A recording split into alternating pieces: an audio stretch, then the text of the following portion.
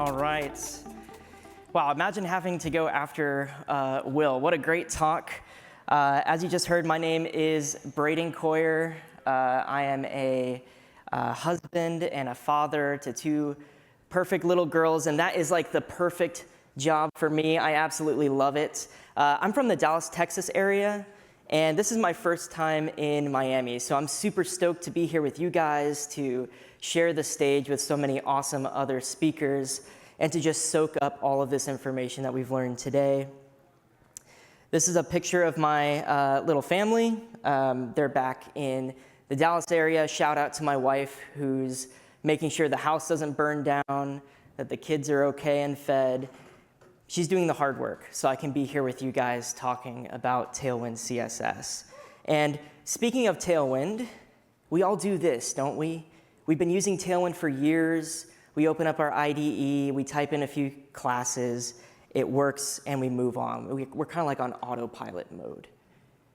And really quick, I want to introduce you to a few friends of mine. This is Skid, and that's Mitch. And they're going to pop up throughout this talk. Skid is a very curious developer. He likes to dive in deep and understand what's going on. And Mitch, well, he's been using BG Indigo 500 for everything for the past 4 or 5 years. I can't really blame him though. It kind of seems like what everybody's doing, it's fine. But let's assume that Mitch is working on a component and he throws BG Indigo 500 onto a div and boom, we get a nice blue-violet background. He doesn't think about it, he moves on. That's the deal with Tailwind. But I want to challenge you to spend the next 20 minutes or so with me thinking about what actually just happened. Mitch typed a string into a class name prop, and somehow that turned into real CSS that the browser understands. But what actually just happened? Like, what's going on under the hood? Does Tailwind just pre-generate CSS for every potential utility class? Because if so, that seems like really inefficient. Or how does it handle arbitrary values, like when you want to set a custom background color to a value that isn't included in the default palette? Skid started asking these same questions, so he did what any developer would do. He jumped into the source code, and that is what this talk is about. It's a guided tour through the Tailwind processing pipeline from the moment you add a utility class onto an element to the moment that it becomes CSS that your browser can understand. The Tailwind processing pipeline has 5 different stages, and the first one that we'll look at today is called content collection and class discovery. So Mitch typed BG Indigo 500 onto a div, and before Tailwind can do anything with that utility, it first has to find it in Mitch's code. And that's where the scanner comes into play. The scanner's job is to figure out which files in your project are using Tailwind. And the scanner is pretty smart too, because it doesn't waste its time, it doesn't burden itself with files or folders that it knows it doesn't need to look into. Things like your node modules, your lock files, your images, or even your CSS files, which took me a minute to think through, but it makes sense, right? Those things are just ignored.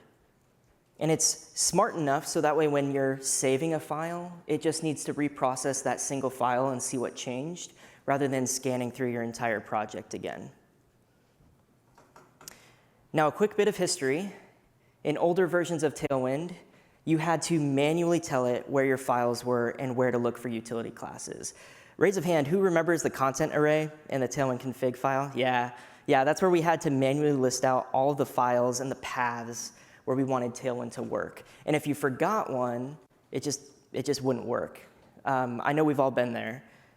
In version 2, in version 3, in older versions of Tailwind, this was handled with JavaScript, is where it would try and find these files, it would try and find these utility classes, and we all know that JavaScript isn't the fastest thing in the world, so this process could get a bit slow.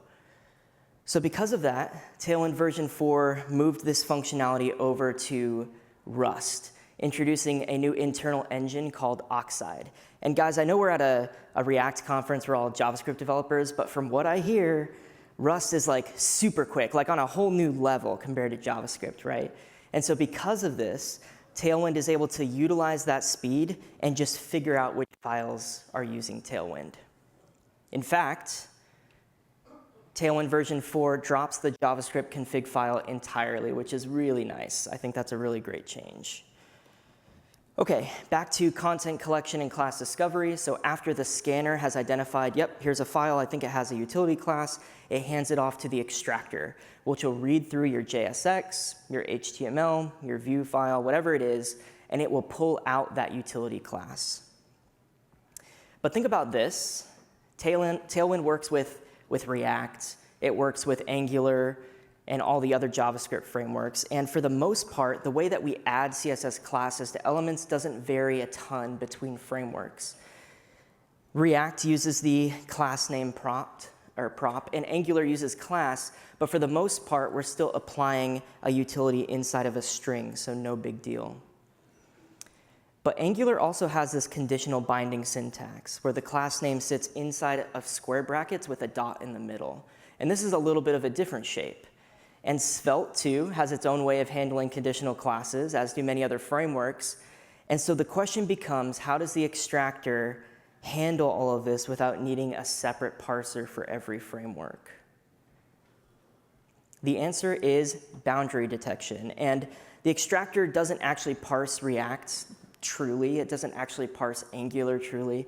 It doesn't care what framework you're using or what language you're writing in.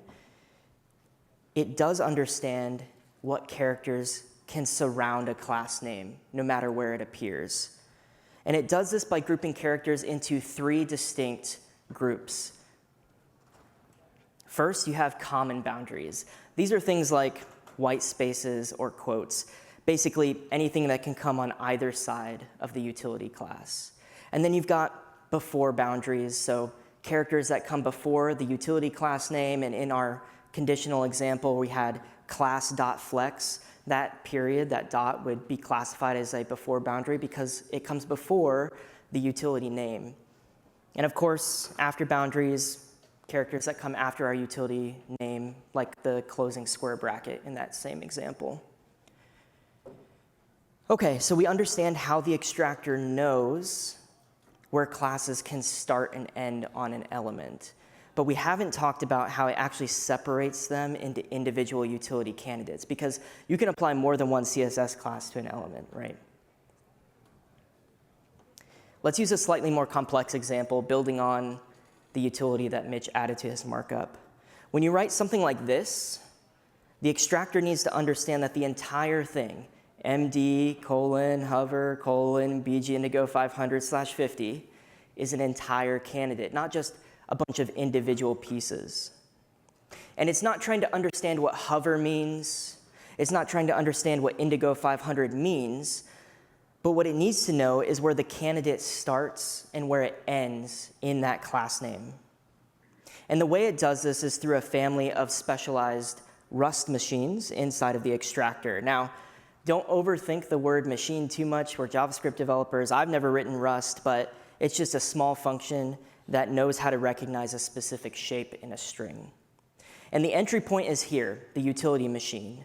And it will delegate work to submachines based on the first character that it sees. And you can see a few of those machines listed here. We have the arbitrary property machine, the named utility machine, the modifier machine, and the variant machine. And so from our example, the variant machine recognizes the variant segments like MD and hover. The named utility machine would mark BG indigo 500 as the core utility, and then the modifier machine picks up the /50 at the end. And together, they agree that the whole string is a complete utility candidate. So the scanner found BG indigo 500 in Mitch's code. The extractor pulled it out off of the element and put it into this bag of strings, because remember, it's doing this throughout your entire repo. So every new utility class it finds, it's going to add to this bag of strings. But knowing a utility exists isn't the same as understanding what it means. And just a little sidebar, at this point, all of the Rust processes are complete. So the scanning, the extraction, all of those are handled with Rust, and all of our future states and steps will be handled with TypeScript. And TypeScript comes into play here in the second step, the candidate parsing step of the pipeline. So after Oxide passes that bag of string utilities off to TypeScript, the first thing that it does is run each one through a function called parse candidate. And this is where meaning starts to appear for the first time, because up until this point, the whole string has just been a flat string. It has no meaning attached to it. The extractor confirmed that, yes, this is a utility, but Tailwind doesn't know how to map it to anything. So the initial job of the parse candidate function is to split the string so it can separate variants from the base utility. And just like Mitch, you might be saying, I'm a JavaScript developer, I know what to do. We can just do a dot split on the colon and move on with life, we'll be fine. And for simple cases like hover, colon, flex, that would probably work well. But Tailwind allows us to do some crazy things. We can do something like this, where we have 2 colons in this utility, and the troublemaker is the colon inside of that arbitrary value between color and var. So the split can't just happen it can't happen anywhere. It can't happen inside of parentheses or in square brackets. It needs to happen at the top level only. And to help with that, Tailwind has this function called segment. And this function will track the depth of a utility using a stack. So every time it sees an open parenthesis or an open bracket, it will push to the stack. And every time it sees a closed parenthesis or a closed bracket, it'll pop. And it only splits the utility when the stack is empty, meaning that we're at the top level. And so after splitting, it's able to identify the base utility, and then everything that comes before it is defined as a variant. And so after all of this work, what does parse candidate actually give us? It gives us this, which is a candidate object. And a candidate object is just a structured representation of the utility class. It knows that the root is BG, and it knows that the value is Indigo 500. And if we had any modifiers or variants, it would track those here. But even at this point, Tailwind doesn't know how to resolve these values in the object. That comes in the next step. The theme resolution and CSS generation step is my favorite. It's where things start to get really interesting, although maybe a little bit more complex, so try and stick with me here. I think the best way to explain this is to just trace the data all the way through each step and see how it transforms. So we take our candidate object from the previous stage and we send it into a function called compile AST nodes. Every utility in Tailwind has a compile function tied to it. So when compile AST nodes is called, it runs the base utility's compile function, which you can see here. And I want to call out the resolve theme color function. You might be able to see it there. It's because that's what takes something like Indigo 500 and actually turns it into a real CSS value. And under the hood, it's calling theme.resolve, which returns a CSS variable with a fallback value.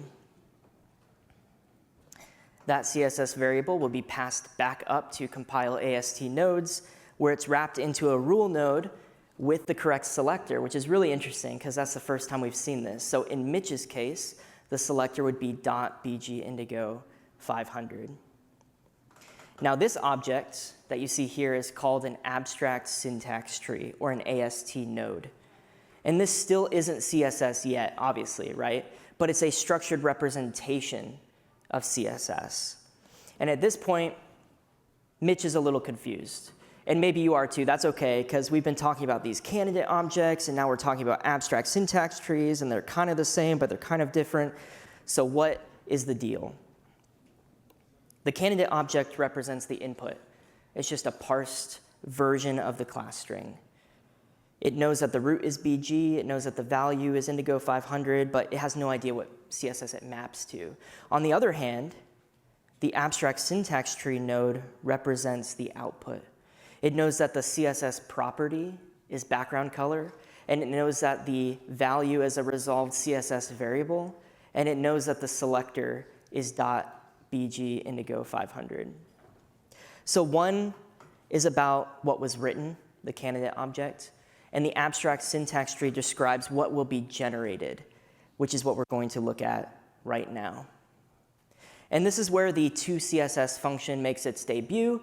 It takes an AST node and it generates CSS one line at a time.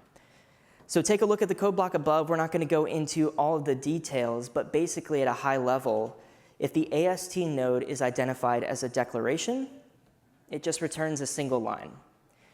But if that AST node is identified as a rule, it injects the selector, it opens up our block with a curly, it walks through the children recursively, so it'll call itself, where we'll hit that first if statement, we'll add individual lines of CSS, it gets to the end, we break out, we close the rule, and what we end up with is something like this, which is hopefully exactly what you would expect it to look like.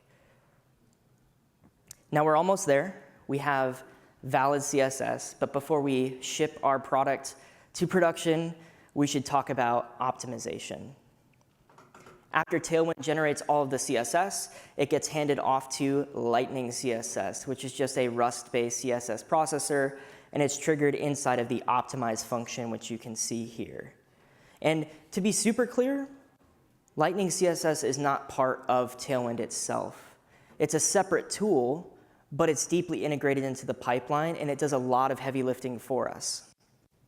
For example, it handles browser compatibility by automatically adding vendor prefixes, which is really nice for me because I always forgot to add auto prefixer in my side projects. It'll also handle minification, so stripping white spaces and really trying to optimize our selectors to make that file size as small as possible. And it supports modern and experimental CSS features like nesting and the new experimental @custom media @rule. So it'll compile those down for older browsers. And all of this happens automatically. You don't have to configure anything, which is really nice. It just happens as part of the build. And here's a fun detail, actually. Tailwind calls Lightning CSS twice. The first pass handles things like nesting that toCSS function might have generated. And then the second pass further optimizes the output by trying to combine selectors where it makes sense or trying to tidy up the final CSS. It's trying to do everything possible to make this as efficient as possible. But there's one question I think some of you might still be asking, and you're probably like, Braydon, goodness gracious, where does Tailwind put all of this CSS? Where does it live? And we'll answer that as part of the final stage of the processing pipeline. And it's dead simple because, guys, you've all seen this. All of the generated CSS gets inlined right where you import Tailwind in your base CSS file, which means that your CSS entry point is the output location for Tailwind. So let's go ahead and zoom out. Our utility class started as a string in Mitch's markup. The scanner found the file. The extractor pulled it off of the element and created a candidate using boundary detection. The parse candidate function started to create some structure and give it meaning for the first time. The compile AST nodes function resolved the theme values and built an AST node. Our toCSS function turned that abstract syntax tree into CSS. Lightning CSS came in and optimized that for the browser. And finally, Tailwind placed the final CSS in the root CSS file. And that is how Tailwind works. That's the full pipeline. Now, maybe you came in today, first day of React Miami. Maybe you were like Mitch. You typed some utility classes. You moved on. No problem. No big deal. But now you've seen what actually is happening under the hood. And you're not supposed to think about this every day, right? I mean, that's what makes this such a great tool, is that it gets out of your way when you're using it.